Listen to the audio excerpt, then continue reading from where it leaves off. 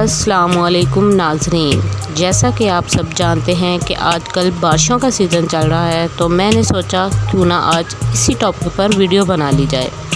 तो नाज़रीन, आज हम बात करेंगे कि बारिश कैसे होती है, बादल कैसे बनते हैं और इनमें पानी कहाँ से आता है। क्या आप लोग जानते हैं कि बारिश कैसे होती है? कभी सोचा इस बारे में? अगर नहीं तो मैं आज की इस वीडियो में आप लोगों को बताऊंगी कि बारिश कैसे होती है।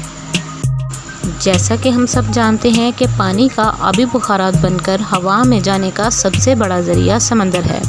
जी हाँ, समंदर पर जब सूरज की रोशनी पड़ती है तो बहुत सा पानी एवापोरेशन के ज़रिए हवा में शामिल हो जाता है। इसके अलावा हमारी ज़मीन पर पाए जाने वाले दरख्त और पौधे वगैरह भी पानी की बहुत सी मिकदार हवा में खारिज करते हैं।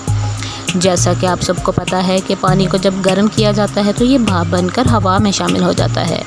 इसी तरह जब ज़मीन पर मौजूद पानी के ज़राए जैसा कि समंदर, दरख्त, पौधे, नदी नाले और दरिया वगैरह पर जब सूरज की रोशनी पड़ती है तो ये पानी एवापोरेट होकर हवा में चला जाता है और ये नमी वाली हवा जब बुलंदी की तरफ जाती है तो बादलों में तब्दील हो जाती है।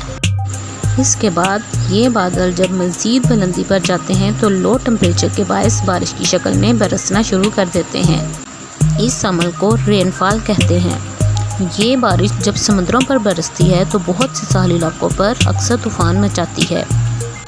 उम्मीद है मेरी आज की वीडियो आप लोगों को पसंद आई होगी। इसी तरह की मज़ीद इंफॉर्मेटिव वीडियोस के लिए मेरे चैनल को सब्सक्राइब करें और लाइक करना ना भूलें। शुक्रिया।